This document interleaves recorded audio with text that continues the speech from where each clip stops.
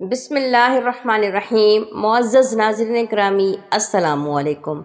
ناظرین کرامی، ہم پچھلی 3 ویڈیو سے بنی اسرائیل کا ذکر کر رہے ہیں، ایپیسوڈ 1، ایپیسوڈ 2 اور ایپیسوڈ 3 میں۔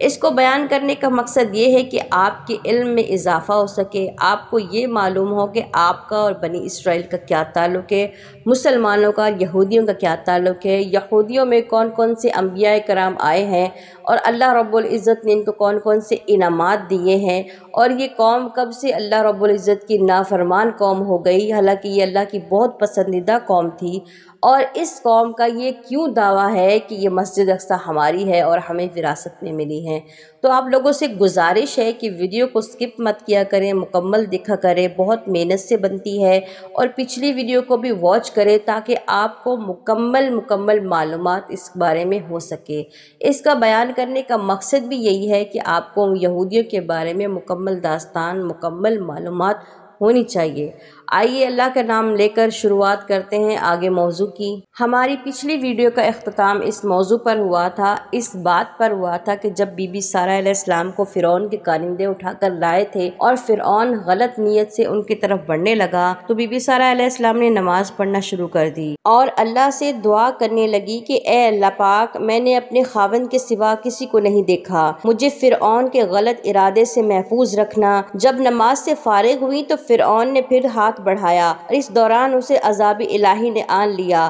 وہ بے ہوش ہو کر گر پڑا، اور مورخین لکھتے ہیں کہ اس کے منہ سے جھاگ نکلنے لگی اور قریب تھا کہ وہ مر جاتا۔ یہ دیکھ کر بی بی سارہ علیہ السلام پریشان ہو گئیں کہ اگر یہ مر گیا تو اس بادشاہ کے قتل کا الزام مجھ پر عائد ہو جائے گا۔ انہوں نے پھر سے اللہ سے دعا کی کہ اس کو ٹھیک کر دے۔ جب وہ ٹھیک ہو گیا تو اس نے دوبارہ وہی حرکت کی اور سارہ علیہ السلام کو دوبارہ دعا کرنی پڑی۔ جب 2 دفعہ اس کو عذاب الہی نے پکڑا تو اسے یقین ہو گیا کہ یہ عورت کوئی انسان نہیں بلکہ ایک جن ہے، اور اس نے اپنے کارندوں سے کہا کہ تم تو کسی جن کو میرے پاس لے کر آئے ہو، اسے واپس اس کے شوہر کے پاس لے جاؤ۔ وہ سارہ علیہ السلام کی شخصیت اور کرشمہ سے اتنا متاثر ہوا کہ اپنی ایک بیٹی بی بی ہاجرہ علیہ السلام کو انہیں تحفے میں دے دیا، جسے بی بی سارہ علیہ السلام نے حضرت ابراہیم علیہ السلام کی خدمت میں پیش کر دیا، اور انہوں نے ان سے نکاح کر لیا، کیونکہ تب جب ان کے پاس کوئی اولاد نہیں تھی، اور اس طرح بی بی ہاجرہ علیہ السلام کے بطن سے اللہ تعالیٰ نے حضرت ابراہیم علیہ السلام کو پہلا بیٹا عطا کیا جس کا نام حضرت اسماعیل علیہ السلام رکھا گیا۔ یاد رہے کہ اس واقعے کے پیش نظر بنی اسرائیل نے فرعونی مصر کی بیٹی بی بی ہاجرہ علیہ السلام اللہ کو قصداً کنیز لکھا ہے بحوالہ بائبل، تاکہ اس کی اولاد یعنی کہ بنی اسماعیل کا مرتبہ کم کیا جا سکے۔ معزز ناظرین، یاد رہے کہ مقام مرتبہ تو اللہ تعالیٰ کی طرف سے ہے جو اللہ تعالیٰ نے ہر نبی کے لیے عطا فرمایا ہے۔ یاد رہے کہ سب نبیوں کا سردار اللہ تعالیٰ نے حضرت محمد مصطفیٰ صلی اللہ علیہ وآلہ وسلم کو قرار دیا ہے، جو حضرت اسماعیل علیہ السلام کی اولاد میں پیدا ہوئے۔ لیکن یہودیوں میں یعنی کہ بنی اسرائیل میں یہ تعصب پایا جاتا ہے کہ نبی آخر الزمان صلی اللہ علیہ وسلم جو کہ سردار الانبیاء بھی ہیں، وہ ان کے قبیلے میں کیوں نہیں مابعوث ہوئے، اور یہی وجہ ہے عربیوں یعنی کہ مسلمانوں اور یہودیوں کے بیچ لڑائی کی اور اختلافات کی کہ وہ حضرت اسحاق علیہ السلام کے علاوہ کسی کو اہمیت نہیں دیتے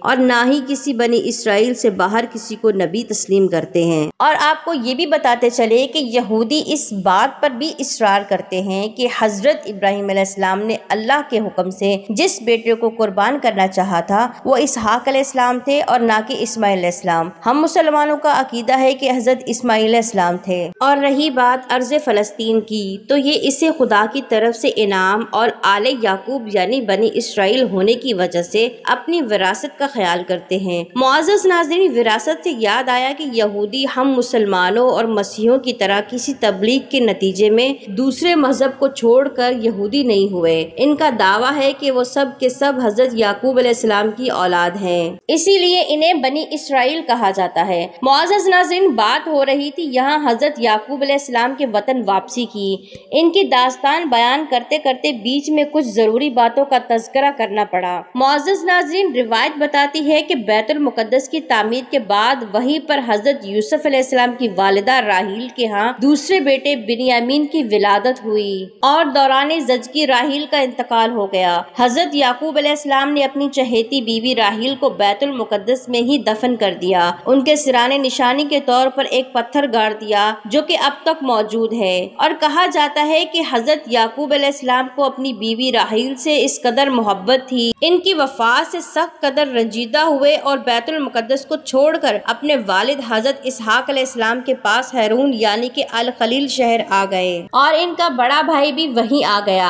اور دونوں بیٹوں کی موجودگی میں حضرت اسحاق علیہ السلام 180 سال کی عمر میں انتقال کر گئے۔ یاد رہے کہ حضرت ابراہیم علیہ السلام اور جناب اسحاق علیہ السلام کی قبریں بھی اسی شہر میں ہیں، جسے یہودی ہبرون اور مسلمان الخلیل کے نام سے پکارتے ہیں۔